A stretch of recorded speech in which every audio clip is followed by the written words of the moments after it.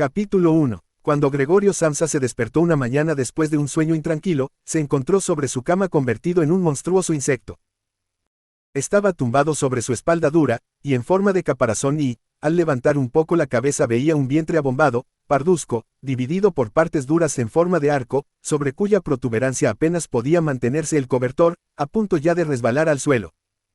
Sus muchas patas, ridículamente pequeñas en comparación con el resto de su tamaño, le vibraban desamparadas ante los ojos. ¿Qué me ha ocurrido?, pensó. No era un sueño. Su habitación, una auténtica habitación humana, si bien algo pequeña, permanecía tranquila entre las cuatro paredes harto conocidas. Por encima de la mesa, sobre la que se encontraba extendido un muestrario de paños desempaquetados, Samsa era viajante de comercio, estaba colgado aquel cuadro que hacía poco había recortado de una revista y había colocado en un bonito marco dorado. Representaba a una dama ataviada con un sombrero y una boa de piel, que estaba allí, sentada muy erguida y levantaba hacia el observador un pesado manguito de piel, en el cual había desaparecido su antebrazo. La mirada de Gregorio se dirigió después hacia la ventana, y el tiempo lluvioso se oían caer gotas de lluvia sobre la chapa del alféizar de la ventana lo ponía muy melancólico. ¿Qué pasaría?, pensó, si durmiese un poco más y olvidase todas las chifladuras. Pero esto era algo absolutamente imposible, porque estaba acostumbrado a dormir del lado derecho, pero en su estado actual no podía ponerse de ese lado.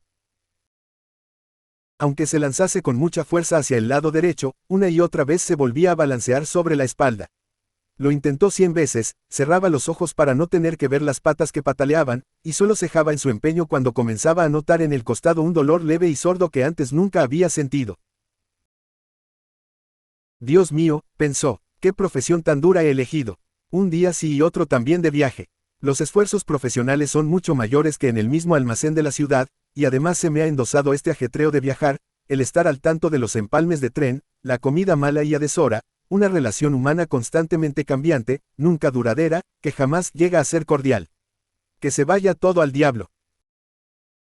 Sintió sobre el vientre un leve picor, con la espalda se deslizó lentamente más cerca de la cabecera de la cama para poder levantar mejor la cabeza. Se encontró con que la parte que le picaba estaba totalmente cubierta por unos pequeños puntos blancos, que no sabía a qué se debían, y quiso palpar esa parte con una pata, pero inmediatamente la retiró, porque el roce le producía escalofríos. Se deslizó de nuevo a su posición inicial. Esto de levantarse pronto, pensó, hace a uno desvariar. El hombre tiene que dormir. Otros viajantes viven como pachás. Si yo, por ejemplo, a lo largo de la mañana vuelvo a la pensión para pasar a limpio los pedidos que he conseguido, estos señores todavía están sentados tomando el desayuno. Eso podría intentar yo con mi jefe, pero en ese momento iría a parar a la calle. Quién sabe, por lo demás, si no sería lo mejor para mí si no tuviera que dominarme por mis padres. Ya me habría despedido hace tiempo, me habría presentado ante el jefe y le habría dicho mi opinión con toda mi alma. Se habría caído de la mesa. Sí que es una extraña costumbre la de sentarse sobre la mesa y, desde esa altura, hablar hacia abajo con el empleado que, además, por culpa de la sordera del jefe, tiene que acercarse mucho. Bueno, la esperanza todavía no está perdida del todo. Si alguna vez tengo el dinero suficiente para pagar las deudas que mis padres tienen con él, puedo tardar todavía entre 5 y 6 años, lo hago con toda seguridad. Entonces habrá llegado el gran momento. Ahora, por lo pronto, tengo que levantarme porque el tren sale a las 5, y miró hacia el despertador que hacía tic-tac sobre el armario. Dios del cielo, pensó. Eran las 6:30 y las manecillas seguían tranquilamente hacia adelante, ya había pasado incluso la media, eran ya casi las menos cuarto. Es que no habría sonado el despertador. Desde la cama se veía que estaba correctamente puesto a las 4, seguro que también había sonado. Sí, pero ¿era posible seguir durmiendo tan tranquilo con ese ruido que hacía temblar los muebles? Bueno, tampoco había dormido tranquilo, pero quizá tanto más profundamente. ¿Qué iba a hacer ahora? El siguiente tren salía a las 7, para cogerlo tendría que haberse dado una prisa loca, el muestrario todavía no estaba empaquetado, y él mismo no se encontraba especialmente espabilado y ágil, e incluso si consiguiese coger el tren, no se podía evitar una reprimenda del jefe, porque el mozo de los recados habría esperado en el tren de las 5 y ya hacía tiempo que habría dado parte de su descuido. Era un esclavo del jefe, sin agallas ni juicio. ¿Qué pasaría si dijese que estaba enfermo? Pero esto sería sumamente desagradable y sospechoso, porque Gregorio no había estado enfermo ni una sola vez durante los 5 años de servicio. Seguramente aparecería el jefe con el médico del seguro, haría reproches a sus padres por tener un hijo tan vago y se salvaría de todas las objeciones remitiéndose al médico del seguro, para el que solo existen hombres totalmente sanos, pero con aversión al trabajo. Y es que en este caso no tendría un poco de razón. Gregorio, a excepción de una modorra realmente superflua después del largo sueño, se encontraba bastante bien e incluso tenía mucha hambre. Mientras reflexionaba sobre todo esto con gran rapidez, sin poderse decidir a abandonar la cama en este mismo instante el despertador daba las 7 menos cuarto, llamaron cautelosamente a la puerta que estaba a la cabecera de su cama. Gregorio dijeron, son las 7 menos cuarto. No ibas a salir de viaje. ¡Qué dulce voz! Gregorio se asustó, en cambio, al contestar. Escuchó una voz que, evidentemente, era la suya, pero en la cual, como desde lo más profundo, se mezclaba un doloroso e incontenible piar, que en el primer momento dejaba salir las palabras con claridad para, al prolongarse el sonido, destrozarlas de tal forma que no se sabía si se había oído bien. Gregorio querría haber contestado detalladamente y explicarlo todo, pero en estas circunstancias se limitó a decir, sí, gracias madre, ya me levanto. Probablemente a causa de la puerta de madera no se notaba desde fuera el cambio en la voz de Gregorio, porque la madre se tranquilizó con esta respuesta y se marchó de allí. Pero merced a la breve conversación, los otros miembros de la familia se habían dado cuenta de que Gregorio, en contra de todo lo esperado, estaba todavía en casa, y ya el padre llamaba suavemente, pero con el puño, a una de las puertas laterales. Gregorio, gritó. ¿Qué ocurre? Tras unos instantes insistió de nuevo con voz más grave. Gregorio. Desde la otra puerta lateral se lamentaba en voz baja la hermana. Gregorio, ¿no te encuentras bien? ¿Necesitas algo? Gregorio contestó hacia ambos lados. Ya estoy preparado y con una pronunciación lo más cuidadosa posible, y haciendo largas pausas entre las palabras, se esforzó por despojar a su voz de todo lo que pudiese llamar la atención. El padre volvió a su desayuno, pero la hermana susurró. Gregorio, abre, te lo suplico, pero Gregorio no tenía ni la menor intención de abrir, más bien elogió la precaución de cerrar las puertas que había adquirido durante sus viajes, y esto incluso en casa. Al principio tenía la intención de levantarse tranquilamente y, sin ser molestado, vestirse y, sobre todo, desayunar, y después pensar en todo lo demás, porque en la cama, eso ya lo veía, no llegaría con sus cavilaciones a una conclusión sensata. Recordó que ya en varias ocasiones había sentido en la cama algún leve dolor, quizá producido por estar mal tumbado, dolor que al levantarse había resultado ser solo fruto de su imaginación, y tenía curiosidad por ver cómo se iban desvaneciendo paulatinamente sus fantasías de hoy. No dudaba en absoluto de que el cambio de voz no era otra cosa que el síntoma de un buen resfriado, la enfermedad profesional de los viajantes. Tirar el cobertor era muy sencillo, solo necesitaba inflarse un poco y caería por sí solo, pero el resto sería difícil, especialmente porque él era muy ancho. Hubiera necesitado brazos y manos para incorporarse, pero en su lugar tenía muchas patitas que, sin interrupción, se hallaban en el más dispar de los movimientos y que, además, no podía dominar. Si quería doblar alguna de ellas, entonces era la primera la que se estiraba, y si por fin lograba realizar con esta pata lo que quería, entonces todas las demás se movían, como liberadas, con una agitación grande y dolorosa. No hay que permanecer en la cama inútilmente, se decía Gregorio. Quería salir de la cama en primer lugar con la parte inferior de su cuerpo, pero esta parte inferior que, por cierto, no había visto todavía y que no podía imaginar exactamente, demostró ser difícil de mover. El movimiento se producía muy despacio, y cuando, finalmente, casi furioso, se lanzó hacia adelante con toda su fuerza sin pensar en las consecuencias, había calculado mal la dirección, se golpeó fuertemente con la pata trasera de la cama y el dolor punzante que sintió le enseñó que precisamente la parte inferior de su cuerpo era quizá en estos momentos la más sensible. Así pues, intentó en primer lugar sacar de la cama la parte superior del cuerpo y volvió la cabeza con cuidado hacia el borde de la cama. Lo logró con facilidad y, a pesar de su anchura y su peso, el cuerpo siguió finalmente con lentitud el giro de la cabeza. Pero cuando, por fin, tenía la cabeza colgando en el aire fuera de la cama, le entró miedo de continuar avanzando de este modo porque, si se dejaba caer en esta posición, tenía que ocurrir realmente un milagro para que la cabeza no resultase herida, y precisamente ahora no podía de ningún modo perder la cabeza, antes prefería quedarse en la cama. Pero como, jadeando después de semejante esfuerzo, seguía allí tumbado igual que antes, y veía sus patitas de nuevo luchando entre sí, quizá con más fuerza aún, y no encontraba posibilidad de poner sosiego y orden a este atropello. Se decía otra vez que de ningún modo podía permanecer en la cama y que lo más sensato era sacrificarlo todo, si es que con ello existía la más mínima esperanza de liberarse de ella. Pero al mismo tiempo no olvidaba recordar de vez en cuando que reflexionar serena, muy serenamente, es mejor que tomar decisiones desesperadas. En tales momentos dirigía sus ojos lo más agudamente posible hacia la ventana, pero, por desgracia, poco optimismo y ánimo se podían sacar del espectáculo de la niebla matinal, que ocultaba incluso el otro lado de la estrecha calle. Las 7 ya, se dijo cuando sonó de nuevo el despertador, las 7 ya y todavía semejante niebla, y durante un instante permaneció tumbado, tranquilo, respirando débilmente, como si esperase del absoluto silencio el regreso del estado real y cotidiano.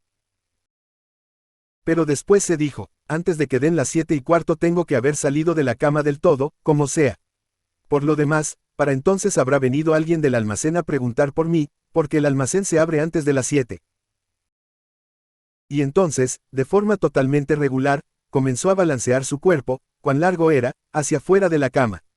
Si se dejaba caer de ella de esta forma, la cabeza, que pretendía levantar con fuerza en la caída, permanecería probablemente ilesa. La espalda parecía ser fuerte, seguramente no le pasaría nada al caer sobre la alfombra. Lo más difícil, a su modo de ver, era tener cuidado con el ruido que se produciría, y que posiblemente provocaría al otro lado de todas las puertas, si no temor, al menos preocupación.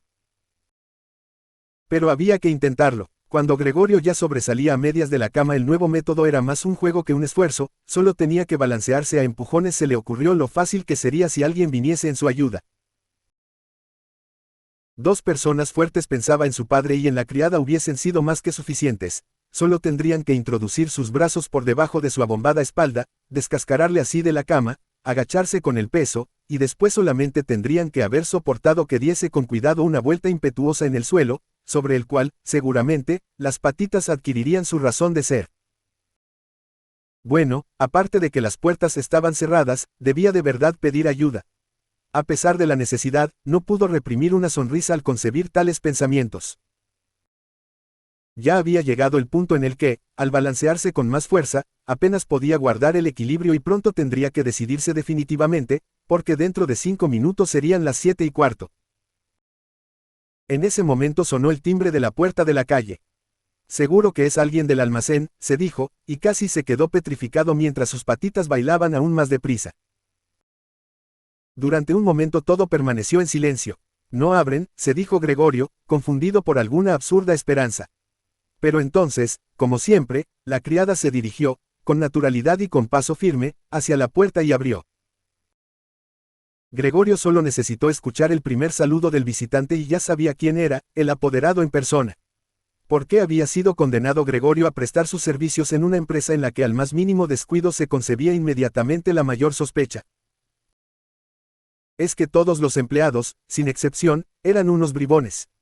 Es que no había entre ellos un hombre leal y adicto a quien, simplemente porque no hubiese aprovechado para el almacén un par de horas de la mañana, se lo comiesen los remordimientos y francamente no estuviese en condiciones de abandonar la cama.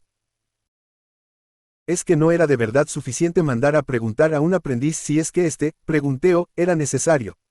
Tenía que venir el apoderado en persona y había con ello que mostrar a toda una familia inocente que la investigación de este sospechoso asunto solamente podía ser confiada al juicio del apoderado.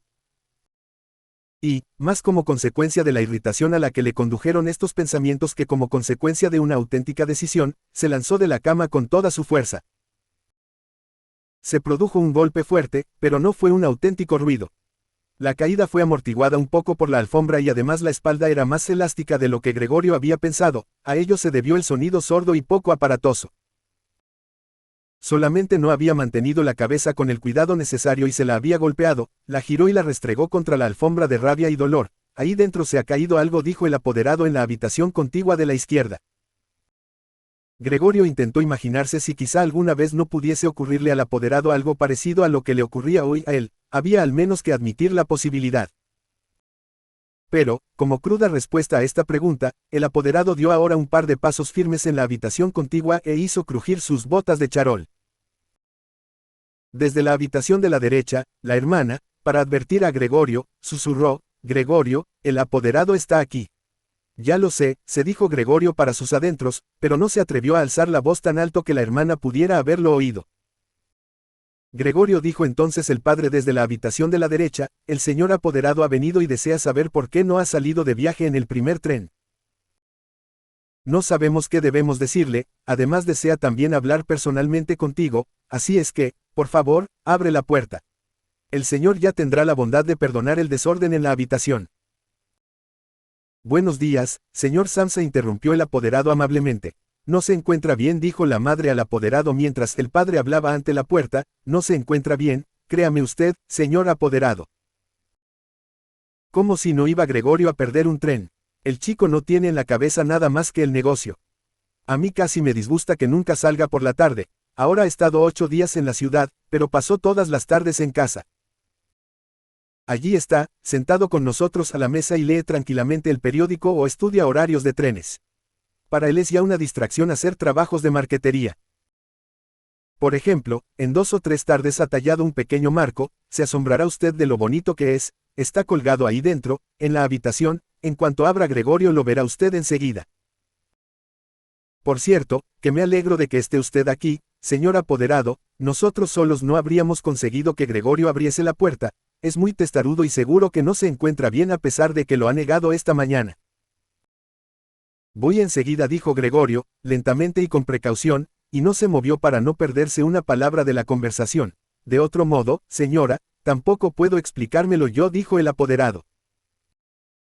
Espero que no se trate de nada serio, si bien tengo que decir, por otra parte, que nosotros, los comerciantes, por suerte o por desgracia, según se mire, tenemos sencillamente que sobreponernos a una ligera indisposición por consideración a los negocios. Vamos, ¿puede pasar el apoderado a tu habitación?, preguntó impaciente el padre. No, dijo Gregorio. En la habitación de la izquierda se hizo un penoso silencio, en la habitación de la derecha comenzó a sollozar la hermana. ¿Por qué no se iba la hermana con los otros? Seguramente acababa de levantarse de la cama y todavía no había empezado a vestirse. ¿Y por qué lloraba? Porque él no se levantaba y dejaba entrar al apoderado. Porque estaba en peligro de perder el trabajo y entonces el jefe perseguiría otra vez a sus padres con las viejas deudas. Estas eran, de momento, preocupaciones innecesarias. Gregorio todavía estaba aquí y no pensaba de ningún modo abandonar a su familia. De momento yacía en la alfombra y nadie que hubiese tenido conocimiento de su estado hubiese exigido seriamente de él que dejase entrar al apoderado. Pero por esta pequeña descortesía, para la que más tarde se encontraría con facilidad una disculpa apropiada, no podía Gregorio ser despedido inmediatamente. Y a Gregorio le parecía que sería mucho más sensato dejarle tranquilo en lugar de molestarle con lloros e intentos de persuasión. Pero la verdad es que era la incertidumbre la que apuraba a los otros hacia perdonar su comportamiento. Señor Samsa, exclamó entonces el apoderado levantando la voz. ¿Qué ocurre? ¿Se atrinchera usted en su habitación? Contesta solamente con sí o no. ¿Preocupa usted grave e inútilmente a sus padres y, dicho sea de paso, falta usted a sus deberes de una forma verdaderamente inaudita? Hablo aquí en nombre de sus padres y de su jefe, y le exijo seriamente una explicación clara e inmediata. Estoy asombrado, estoy asombrado. Yo le tenía a usted por un hombre formal y sensato, y ahora, de repente, parece que quiere usted empezar a hacer alarde de extravagancias extrañas. El jefe me insinuó esta mañana una posible explicación a su demora, se refería al cobro que se le ha confiado desde hace poco tiempo. Yo realmente di casi mi palabra de honor de que esta explicación no podía ser cierta. Pero en este momento veo su incomprensible obstinación y pierdo todo el deseo de dar la cara en lo más mínimo por usted, y su posición no es, en absoluto, la más segura. En principio tenía la intención de decirle todo esto a solas, pero ya que me hace usted perder mi tiempo inútilmente no veo la razón de que no se enteren también sus señores padres. Su rendimiento en los últimos tiempos ha sido muy poco satisfactorio, cierto que no es la época del año apropiada para hacer grandes negocios, eso lo reconocemos, pero una época del año para no hacer negocios no existe, señor Samsa, no debe existir. Pero señor apoderado, gritó Gregorio, fuera de sí, y en su irritación olvidó todo lo demás, abro inmediatamente la puerta. Una ligera indisposición, un mareo, me han impedido levantarme. Todavía estoy en la cama, pero ahora ya estoy otra vez despejado. Ahora mismo me levanto de la cama. Solo un momentito de paciencia. Todavía no me encuentro tan bien como creía, pero ya estoy mejor. ¿Cómo puede atacar a una persona una cosa así? Ayer por la tarde me encontraba bastante bien, mis padres bien lo saben o, mejor dicho, ya ayer por la tarde tuve una pequeña corazonada, tendría que habérseme notado. ¿Por qué no lo avisé en el almacén? Pero lo cierto es que siempre se piensa que se superará la enfermedad sin tener que quedarse. Señor apoderado, tenga consideración con mis padres. No hay motivo alguno para todos los reproches que me hace usted, nunca se me dijo una palabra de todo eso, quizá no haya leído los últimos pedidos que he enviado. Por cierto, en el tren de las 8 salgo de viaje, las pocas horas de sosiego me han dado fuerza. No se entretenga usted, señor apoderado, yo mismo estaré enseguida en el almacén, tenga usted la bondad de decirlo y de saludar de mi parte al jefe. Y mientras Gregorio farfullaba atropelladamente todo esto, y apenas sabía lo que decía, se había acercado un poco al armario, seguramente como consecuencia del ejercicio ya practicado en la cama, e intentaba ahora levantarse apoyado en él. Quería de verdad abrir la puerta, deseaba sinceramente dejarse ver y hablar con el apoderado, estaba deseoso de saber lo que los otros, que tanto deseaban verle, dirían ante su presencia. Si se asustaban, Gregorio no tendría ya responsabilidad alguna y podría estar tranquilo, pero si lo aceptaban todo con tranquilidad entonces tampoco tenía motivo para excitarse y, de hecho, podría, si se daba prisa, estar a las 8 en la estación. Al principio se resbaló varias veces del liso armario, pero finalmente se dio con fuerza un último impulso y permaneció erguido, ya no prestaba atención alguna a los dolores de vientre, aunque eran muy agudos. Entonces se dejó caer contra el respaldo de una silla cercana, a cuyos bordes se agarró fuertemente con sus patitas. Con esto había conseguido el dominio sobre sí, y enmudeció porque ahora podía escuchar al apoderado. ¿Han entendido ustedes una sola palabra?, preguntó el apoderado a los padres. ¿O es que nos toma por tontos? Por el amor de Dios, exclamó la madre entre sollozos, quizá esté gravemente enfermo y nosotros lo atormentamos. Greta, Greta, gritó después. ¿Qué, madre?, dijo la hermana desde el otro lado. Se comunicaban a través de la habitación de Gregorio. Tienes que ir inmediatamente al médico, Gregorio está enfermo. Rápido, a buscar al médico. ¿Acabas de oír hablar a Gregorio? Es una voz de animal, dijo el apoderado en un tono de voz extremadamente bajo comparado con los gritos de la madre. Ana, Ana, gritó el padre en dirección a la cocina a través de la antesala, y dando palmadas. Ve a buscar inmediatamente un cerrajero. Y ya corrían las dos muchachas haciendo ruido con sus faldas por la antesala. ¿Cómo se habría vestido la hermana tan deprisa? Y abrieron la puerta de par en par. No se oyó cerrar la puerta, seguramente la habían dejado abierta como suele ocurrir en las casas en las que ha ocurrido una gran desgracia. Pero Gregorio ya estaba mucho más tranquilo. Así es que ya no se entendían sus palabras a pesar de que a él le habían parecido lo suficientemente claras, más claras que antes, sin duda, como consecuencia de que el oído se iba acostumbrando. Pero en todo caso ya se creía en el hecho de que algo andaba mal respecto a Gregorio, y se estaba dispuesto a prestarle ayuda. La decisión y seguridad con que fueron tomadas las primeras disposiciones le sentaron bien. De nuevo se consideró incluido en el círculo humano y esperaba de ambos, del médico y del cerrajero, sin distinguirlos del todo entre sí, excelentes y sorprendentes resultados. Con el fin de tener una voz lo más clara posible en las decisivas conversaciones que se avecinaban, tosió un poco, esforzándose, sin embargo, por hacerlo con mucha moderación, porque posiblemente incluso ese ruido sonaba de una forma distinta a la voz humana, hecho que no confiaba poder distinguir él mismo. Mientras tanto, en la habitación contigua reinaba el silencio. Quizás los padres estaban sentados a la mesa con el apoderado y cuchicheaban, quizá todos estaban arrimados a la puerta y escuchaban. Gregorio se acercó lentamente a la puerta con la ayuda de la silla, allí la soltó, se arrojó contra la puerta, se mantuvo erguido sobre ella, las callosidades de sus patitas estaban provistas de una sustancia pegajosa y descansó allí durante un momento del esfuerzo realizado. A continuación comenzó a girar con la boca la llave, que estaba dentro de la cerradura. Por desgracia, no parecía tener dientes propiamente dichos con que iba a agarrar la llave. Pero, por el contrario, las mandíbulas eran, desde luego, muy poderosas. Con su ayuda puso la llave, efectivamente, en movimiento, y no se daba cuenta de que, sin duda, se estaba causando algún daño, porque un líquido parduzco le salía de la boca, chorreaba por la llave y goteaba hasta el suelo. Escuchen ustedes, dijo el apoderado en la habitación contigua, está dando la vuelta a la llave. Esto significó un gran estímulo para Gregorio, pero todos debían haberle animado, incluso el padre y la madre. Vamos, Gregorio, debían haber aclamado. Duro con ello, duro con la cerradura. Y ante la idea de que todos seguían con expectación sus esfuerzos, se aferró ciegamente a la llave con todas las fuerzas que fue capaz de reunir. A medida que avanzaba el giro de la llave, Gregorio se movía en torno a la cerradura, ya solo se mantenía de pie con la boca, y, según era necesario, se colgaba de la llave o la apretaba de nuevo hacia adentro con todo el peso de su cuerpo. El sonido agudo de la cerradura, que se abrió por fin, despertó del todo a Gregorio.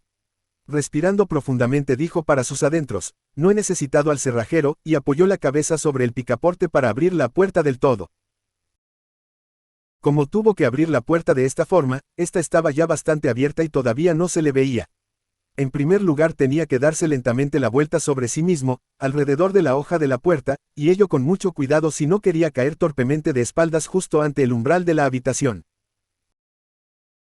Todavía estaba absorto en llevar a cabo aquel difícil movimiento y no tenía tiempo de prestar atención a otra cosa, cuando escuchó al apoderado lanzar en voz alta un «oh», que sonó como un silbido del viento, y en ese momento vio también cómo aquel, que era el más cercano a la puerta, se tapaba con la mano la boca abierta y retrocedía lentamente como si le empujase una fuerza invisible que actuaba regularmente.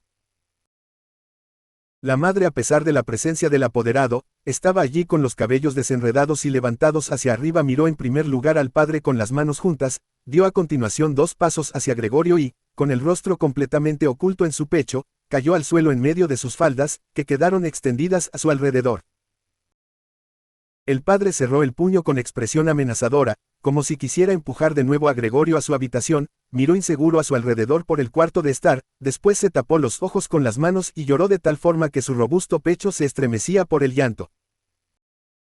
Gregorio no entró, pues, en la habitación, sino que se apoyó en la parte intermedia de la hoja de la puerta que permanecía cerrada, de modo que solo podía verse la mitad de su cuerpo y sobre él la cabeza, inclinada a un lado, con la cual miraba hacia los demás. Entretanto el día había aclarado. Al otro lado de la calle se distinguía claramente una parte del edificio de enfrente, negruzco e interminable. Era un hospital, con sus ventanas regulares que rompían duramente la fachada. Todavía caía la lluvia, pero solo a grandes gotas que eran lanzadas hacia abajo aisladamente sobre la tierra.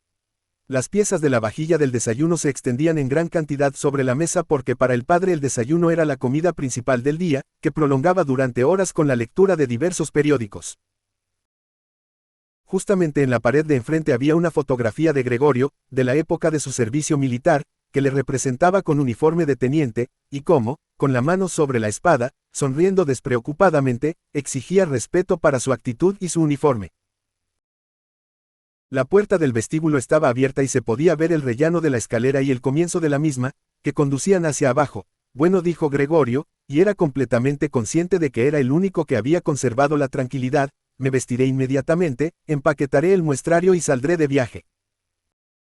¿Quieren dejarme marchar? Bueno, señor apoderado, ya ve usted que no soy obstinado y me gusta trabajar. Viajar es fatigoso, pero no podría vivir sin viajar. ¿A dónde va usted, señor apoderado? Al almacén. Sí, lo contará usted todo tal como es en realidad.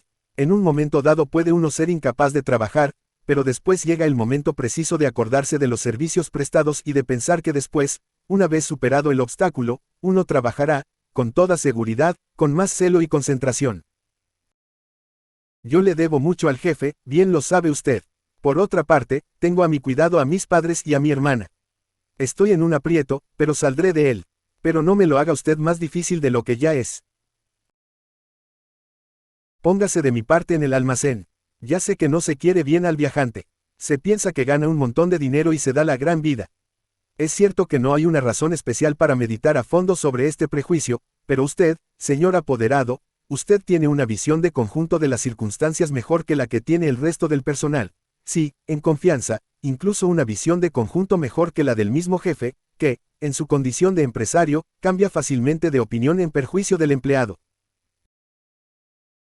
También sabe usted muy bien que el viajante, que casi todo el año está fuera del almacén, puede convertirse fácilmente en víctima de murmuraciones, casualidades y quejas infundadas, contra las que le resulta absolutamente imposible defenderse, porque la mayoría de las veces no se entera de ellas y más tarde, cuando, agotado, ha terminado un viaje, siente sobre su propia carne, una vez en el hogar, las funestas consecuencias cuyas causas no puede comprender. Señor apoderado, no se marche usted sin haberme dicho una palabra que me demuestre que, al menos en una pequeña parte, me da usted la razón. Pero el apoderado ya se había dado la vuelta a las primeras palabras de Gregorio, y por encima del hombro, que se movía convulsivamente, miraba hacia Gregorio poniendo los labios en forma de morro, y mientras Gregorio hablaba no estuvo quieto ni un momento, sino que, sin perderle de vista, se iba deslizando hacia la puerta, pero muy lentamente, como si existiese una prohibición secreta de abandonar la habitación. Ya se encontraba en el vestíbulo y, a juzgar por el movimiento repentino con que sacó el pie por última vez del cuarto de estar, podría haberse creído que acababa de quemarse la suela. Ya en el vestíbulo, extendió la mano derecha lejos de sí y en dirección a la escalera, como si allí le esperase realmente una salvación sobrenatural.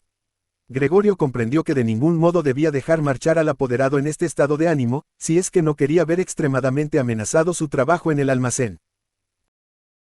Los padres no entendían todo esto demasiado bien. Durante todos estos largos años habían llegado al convencimiento de que Gregorio estaba colocado en este almacén para el resto de su vida, y además, con las preocupaciones actuales, tenían tanto que hacer, que habían perdido toda previsión. Pero Gregorio poseía esa previsión. El apoderado tenía que ser retenido, tranquilizado, persuadido y, finalmente, atraído.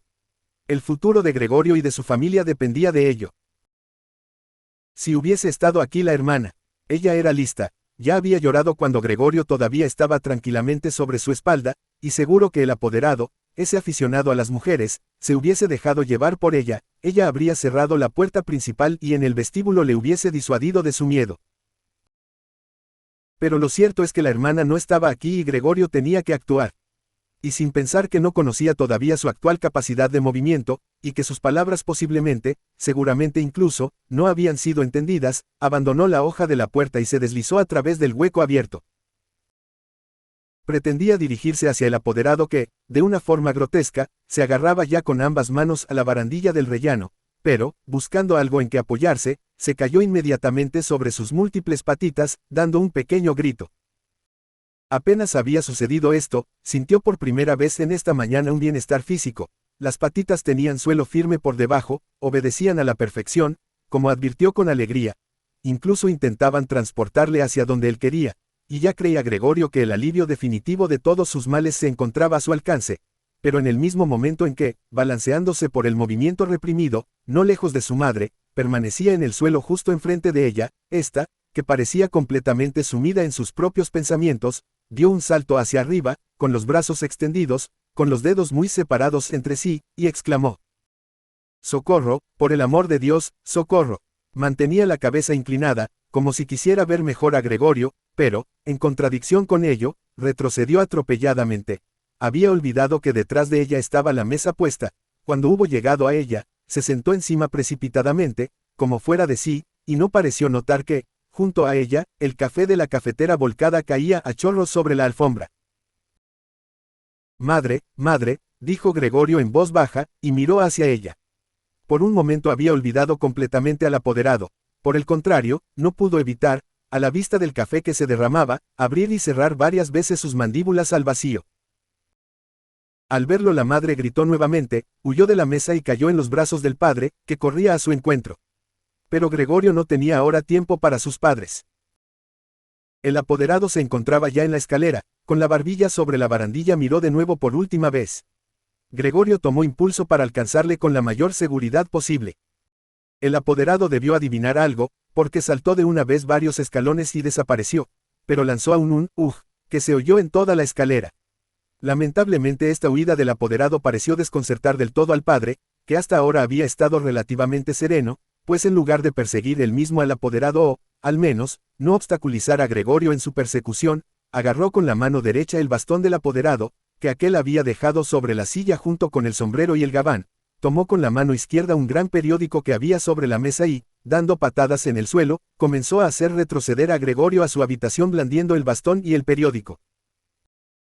De nada sirvieron los ruegos de Gregorio, tampoco fueron entendidos, y por mucho que girase humildemente la cabeza, el padre pataleaba aún con más fuerza. Al otro lado, la madre había abierto de par en par una ventana, a pesar del tiempo frío, e inclinada hacia afuera se cubría el rostro con las manos. Entre la calle y la escalera se estableció una fuerte corriente de aire, las cortinas de las ventanas volaban, se agitaban los periódicos de encima de la mesa, las hojas sueltas revoloteaban por el suelo. El padre le acosaba implacablemente y daba silbidos como un loco. Pero Gregorio todavía no tenía mucha práctica en andar hacia atrás, andaba realmente muy despacio.